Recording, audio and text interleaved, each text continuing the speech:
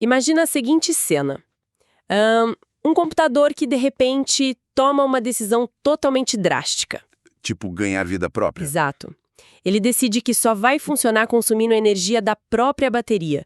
E qualquer eletricidade que venha da tomada é, completamente ignorada. Ignorada com sucesso, né? Sim, ele trabalha perfeitamente assim, navega na internet, roda programas pesados, tudo normal. Até que a carga da bateria, inevitavelmente, chega a zero. E aí é o fim da linha. Exatamente. Nesse momento, ele simplesmente apaga de vez. Fica inerte, uma tela preta e silenciosa. O carregador tá ali, sabe, conectado na parede, a luzinha do cabo até acende, mas a máquina simplesmente se recusa a aceitar essa energia. É um cenário que, olha, desafia a nossa intuição mais básica sobre eletrônicos. Porque se a energia tá ali, disponível na porta de entrada, por que o sistema prefere passar fome até desligar? É como se tivesse um muro ali, né? Isso.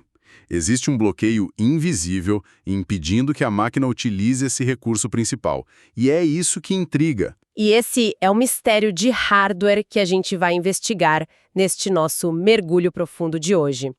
O nosso material base é um registro real de bancada. Um caso verídico. Isso. É um vídeo do canal Denley Electronics. Ele documenta o diagnóstico e o reparo de um notebook, o modelo Dell DC152050. E a nossa missão hoje é desvendar a lógica por trás de um diagnóstico eletrônico avançado. E de um jeito que todo mundo entenda, né? Com certeza. Queremos traduzir os jargões, os esquemas, as medições, para que quem está nos ouvindo entenda como os profissionais da área literalmente conversam com as máquinas. Tudo isso para descobrir o que está errado. Certo? Vamos desdobrar isso. Vamos lá. Bom, a história começa quando o equipamento chega na assistência técnica. Mas tem um detalhe muito intrigante. Ele foi enviado por um outro técnico lojista. Ou seja, a máquina já chegou pré-aberta. Nossa, o que adiciona uma camada imensa de complexidade no negócio. Muito mais difícil, né? Muito. Assumir um equipamento pré-aberto significa que a pessoa herda não apenas o defeito original, mas também qualquer alteração que foi feita naquela tentativa frustrada de conserto. Tipo, tentar montar um quebra-cabeça que alguém já forçou as peças erradas. Perfeito. O profissional do vídeo nota algumas marcas de solda antigas na placa-mãe. Isso indica que a cena do crime, digamos assim, já foi alterada. O técnico precisa duvidar de tudo, até mesmo do sintoma inicial relatado pelo outro lojista. E o relato era exatamente esse comportamento exclusivo na bateria. Sem a bateria, só no carregador, nada acontecia. Eu tento visualizar isso como um carro que só consegue andar usando o combustível que já está no tanque. Boa analogia. Só que o bocal de abastecimento está bloqueado, sabe? Mas tem algo que não faz sentido nessa lógica para mim.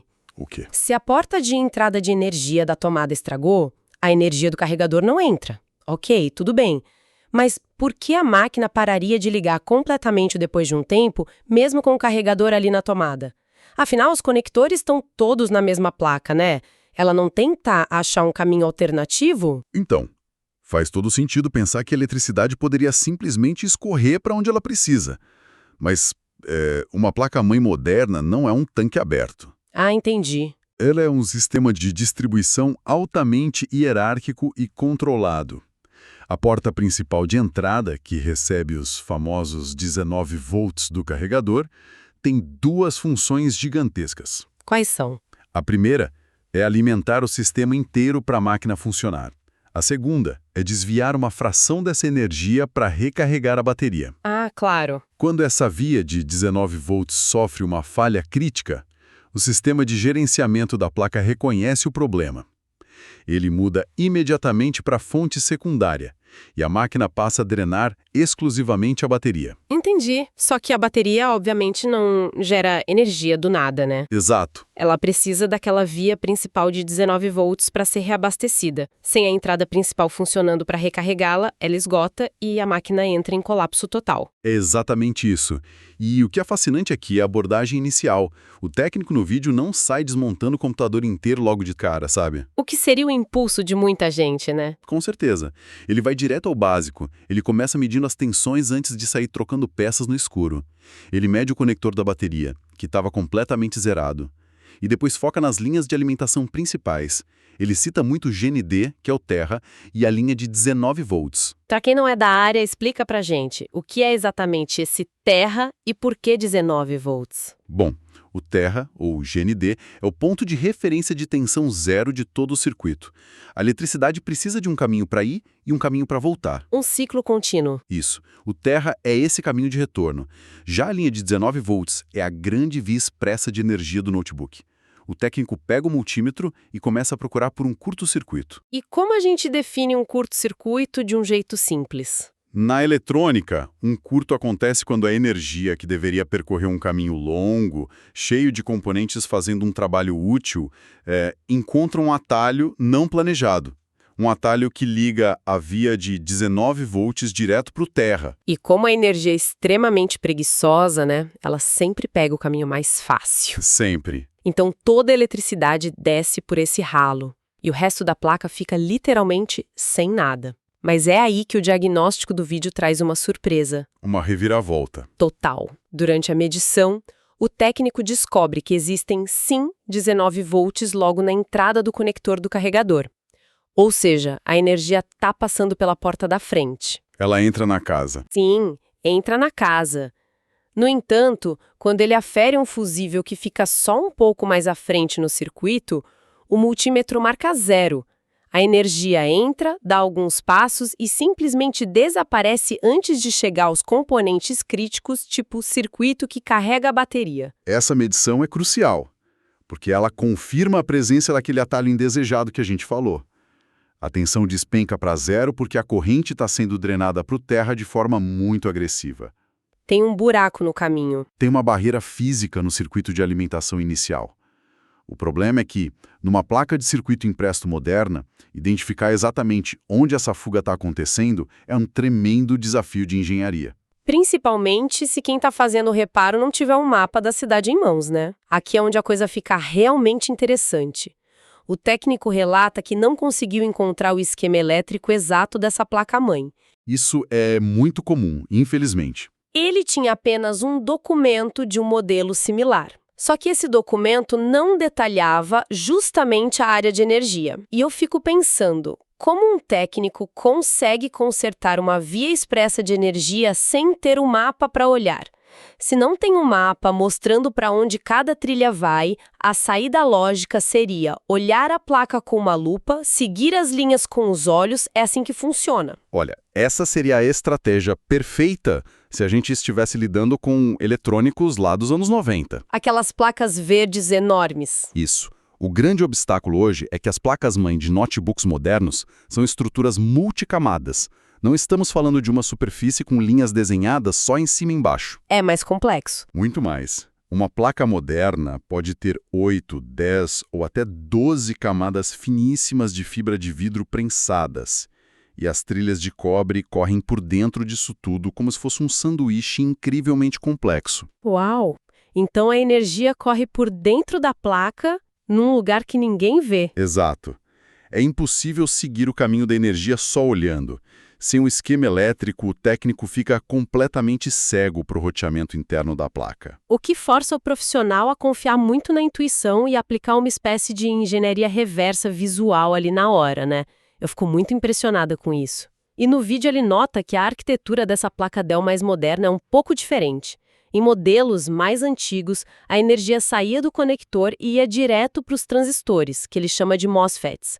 Mas nessa placa a energia passa por outros componentes menores antes. Uma arquitetura nova. Exato. Mas traduz pra gente como funciona esse tal de MOSFET duplo e por que ele é tão vital nessa investigação toda? Bom, um MOSFET é essencialmente uma válvula inteligente. A gente pode pensar nele como um registro principal do encanamento de água da nossa casa. Aqueles registros gerais. Isso. Ele tem 3 terminais principais. Um por onde a energia entra, outro por onde ela sai e um terceiro terminal de controle, que funciona como a maçaneta desse registro. Ah, entendi. Quando a placa-mãe envia um pequeno sinal elétrico para essa maçaneta, o MOSFET abre a passagem lá dentro. E aí ele permite que a grande corrente de 19 volts flua para o restante do notebook. Então, se o curto-circuito estiver depois do MOSFET, a energia nem passa, porque o registro se fecha para proteger o sistema todo. É como se a estação de água percebesse um cano estourado na casa e fechasse a comporta antes de inundar tudo. Perfeita analogia. Só que ao fazer a medição, o técnico percebe que o problema não está depois do registro. A saída do MOSFET está perfeita. O curto-circuito está na entrada. O cano estourou antes mesmo de chegar ao registro principal da casa. E a água está vazando direto para o esgoto. E agora? Sem o mapa, com esse vazamento invisível, como ele acha o culpado? E aqui entra a parte que me deixou mais, intrigada. O técnico decide usar uma fonte de bancada para injetar energia diretamente na placa. A ideia é forçar o defeito a se revelar. Como a linha é 19 volts, o meu instinto básico seria, injeta os 19 volts logo, o componente com defeito vai denunciar o erro, certo? Mas ele faz exatamente o oposto. Ele injeta uma tensão muito baixa, apenas 1 volt. Por que não usar a energia normal? Se ele fizesse isso, seria um erro fatal. Injetar 19 volts numa linha em curto-circuito destruiria a placa. E a explicação está na física pura, mas especificamente na lei de Ohm. Lei de Ohm. Tá. Ela estabelece a relação entre tensão, corrente e resistência. Numa situação normal, os componentes da placa oferecem uma resistência à passagem da energia. Isso mantém a corrente sob controle. Mas num curto-circuito, essa resistência cai para praticamente zero. É a represa se rompendo e a água descendo sem freio nenhum. Exatamente. Pela matemática da lei de Ohm, se a resistência é próxima de zero e a tensão é alta, tipo 19 volts, a corrente elétrica que é puxada por aquele ponto vai ser colossal. O componente defeituoso puxaria dezenas de amperes de forma instantânea. Nossa, isso deve esquentar muito. Esquenta tanto, e numa fração de segundo tão curta, que as trilhas internas de cobre simplesmente derreteriam. Elas se fundiriam lá dentro. Injetar 19 volts carbonizaria as camadas internas. Destruição permanente. Então a intenção de consertar terminaria, incendiando a casa inteira. Sem chance de volta. Então, o que tudo isso significa na prática? Quando ele reduz a tensão para apenas 1 volt, qual é a mágica que acontece? A matemática muda totalmente a nosso favor.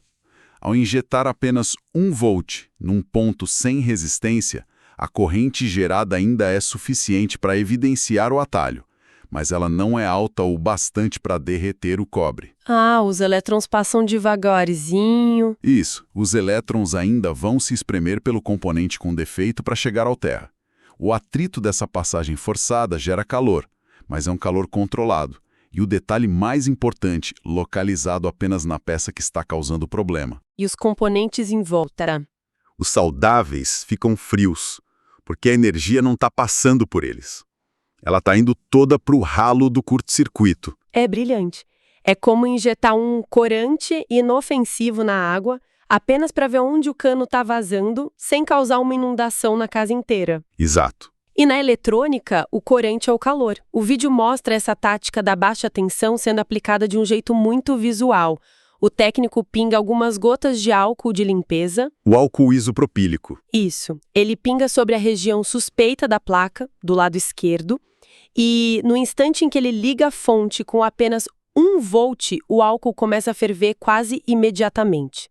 Ele evapora como se fosse fumaça em cima de uma pecinha minúscula. O álcool isopropílico é excelente para isso justamente porque tem um ponto de evaporação muito baixo.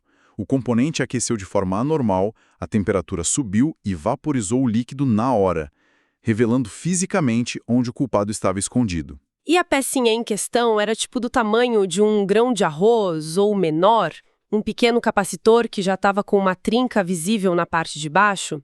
Mas como algo tão minúsculo e frágil consegue derrubar um sistema inteiro? O que tem dentro dessa pecinha para causar um estrago tão absoluto? Bom, a gente está falando de um capacitor cerâmico do tipo SMD. Isso significa dispositivo de montagem em superfície. Ele não tem aquelas perninhas compridas de arame das peças antigas. Ele é soldado deitado, bem rente à placa. A função de um capacitor no circuito de alimentação é estabilizar a tensão. Como ele faz isso? Imagina que ele é um pequeno reservatório de água, uma caixa d'água acoplada ao lado do cano principal. Se a pressão da água sofre uma leve queda, a caixa libera água para manter o fluxo constante. Se tem um pico de pressão, ela absorve esse excesso. E como ele consegue segurar essa energia lá dentro sem dar problema? Através das camadas dele. O interior de um capacitor cerâmico é feito de múltiplas placas metálicas finíssimas. Elas ficam intercaladas com um material isolante, que no caso é a cerâmica. O detalhe crucial é que essas placas de metal nunca se encostam. A energia entra de um lado, gera um campo elétrico através da cerâmica e estabiliza o fluxo. Ah, entendi. Elas chegam perto, mas não se tocam. Exato. Mas aí que entra o problema físico. A cerâmica é um material super rígido, e as placas-mãe de notebooks sofrem torções microscópicas o tempo todo. O simples ato de pegar o notebook com uma mão só pela ponta, ou aquele ciclo de esquentar quando a gente usa e esfriar quando desliga, tudo isso faz a placa flexionar. E essa flexão contínua vai forçando a peça e acaba rompendo o material mais rígido. A cerâmica trinca. E ao trincar, a integridade daquele isolamento interno é destruída. Aquelas placas de metal que nunca deveriam se encostar entram em contato direto. E como um dos lados do capacitor está ligado na via expressa de 19 volts e o outro lado está direto no terra, O curto-circuito se forma na hora. imediatamente. A via expressa encontra um buraco direto para o centro da Terra. E a energia inteira, seguindo o caminho mais fácil, abandona o processador, abandona a tela para mergulhar através dessa pequena rachadura no capacitor. É chocante pensar nisso. É a engenharia sendo derrotada por um estresse mecânico minúsculo. E a solução no vídeo é muito rápida. O técnico usa um equipamento de ar quente para derreter a solda e remove essa minúscula peça trincada. O multímetro rapidamente confirma que a resistência da linha voltou ao normal. O atalho sumiu. E aí a gente chega na fase crítica, que é o teste final. Ele remonta a máquina parcialmente e conecta o SSD do cliente. E tem um detalhe curioso ali. Ele faz questão absoluta de plugar o cabinho de áudio do alto-falante. Olha, isso é um excelente hábito de bancada que mostra muita experiência. Faz sentido. Porque ele explica que o som do sistema iniciando é um guia diagnóstico muito bom caso a tela não dê vídeo logo de cara. Pode ser que a placa esteja reiniciando as configurações, né? Mas aquele acorde do Windows carregando funciona como um diagnóstico de áudio infalível de que o sistema está vivo. O jargão técnico para isso é o POST, que é o autoteste de inicialização. É quando o cérebro da máquina verifica se tudo está respondendo. Ter o áudio conectado garante que, mesmo que a tela fique preta temporariamente, o técnico sabe que o reparo elétrico da placa foi um sucesso total. O cérebro acordou. Isso evita que a pessoa ache que o curto voltou e comece a caçar defeito onde não tem. O que nos leva ao momento de maior tensão no finalzinho do vídeo. Antes de finalmente apertar o botão de ligar, o técnico decide testar a linha de energia da memória RAM. Uma precaução. E o multímetro mostra uma resistência extremamente baixa. Ele chega a desconfiar que talvez a própria memória do cliente estivesse danificada. E isso seria terrível, porque adicionaria um problema enorme na conta. Mas ele respira fundo, confia na própria lógica e diz que as placas modernas têm linhas com resistência muito baixa mesmo. Ele ignora a desconfiança inicial e liga. Isso ilustra bem como o diagnóstico avançado exige muito sangue frio. As arquiteturas modernas com processadores menores trabalham com tensões muito baixas, tipo 1 volt ou menos. E para permitir correntes altas de funcionamento, o design do chip apresenta uma resistência elétrica que, no multímetro, parece idêntica a um curto-circuito fatal. É muito fácil um técnico interpretar essa resistência natural como um defeito e arrancar o chip à toa. Nossa, imagina o desastre. Mas ele confiou no processo. Ele espeta o carregador e a máquina liga perfeitamente. Acende o teclado, dá vídeo, carrega o sistema e o melhor, funciona normalmente sem o carregador. Ele tira da tomada, a tela só dá uma leve piscada e continua rodando, provando que o reparo foi 100% um sucesso. A comprovação de que o fluxo de energia foi restaurado, né? Sim. E para trazer tudo isso para quem está acompanhando a gente, por que a gente deveria se importar com um pequeno capacitor numa placa-mãe? O instinto comum, quando um notebook caro não acende mais nenhuma luz, é assumir que o motor queimou, que virou peso de papel, e a consequência disso é o descarte imediato. Se conectarmos isso ao cenário maior, Esse diagnóstico evidencia a enorme diferença entre um dano estrutural irreversível e um sistema de proteção atuando perfeitamente. O notebook não estava morto, ele estava se protegendo de um componente de 1 centavo que estava rachado. O conhecimento da engenharia reversa é o que impede que o equipamento vire lixo eletrônico. A tecnologia exige muita paciência e metodologia para revelar seus segredos, o que deixa uma reflexão forte para a gente encerrar nossa investigação de hoje. O técnico quase foi enganado por um falso positivo na memória RAM. Lembra? Se ele não tivesse paciência, a placa inteira poderia ser condenada ao lixo por engano. Um diagnóstico precipitado muda o destino do aparelho. Então, quantos computadores, celulares e equipamentos perfeitamente capazes são jogados fora todos os dias no mundo inteiro por falta de um diagnóstico preciso? O que mais no nosso dia a dia tecnológico tá, sei lá, um pequeno capacitor rachado de distância de ser considerado sucata, sendo que bastaria apenas 1 volt de energia para descobrir o problema. Fica a reflexão. É um convite para repensarmos a cultura do descarte, com certeza. A eletrônica obedece a regras lógicas, não tem mágica. Exato, não tem mágica. Agradecemos imensamente a companhia de quem embarcou com a gente nesse mergulho pelos circuitos do conhecimento hoje. Foi um prazer. O desafio é continuar mantendo a curiosidade sempre acesa sobre como as engrenagens invisíveis do nosso mundo operam. Continuem questionando como as coisas funcionam, valorizem os bons profissionais e até a nossa próxima investigação. Um abraço e mantenham o espírito crítico sempre ligado.